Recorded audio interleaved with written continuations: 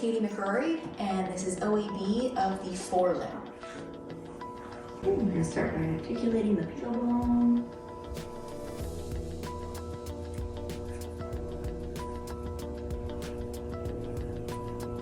We're going to fix the pastern and articulate the pedal bone.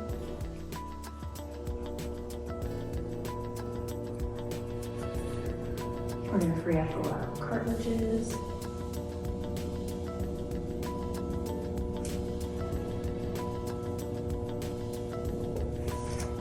And now,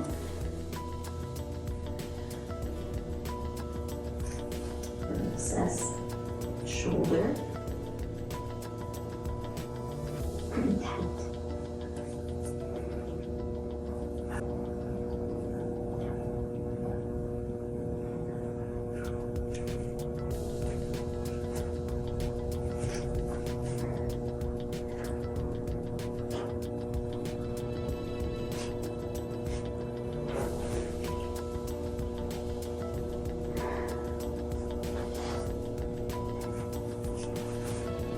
Okay, we're going to mobilize just that shoulder and elbow.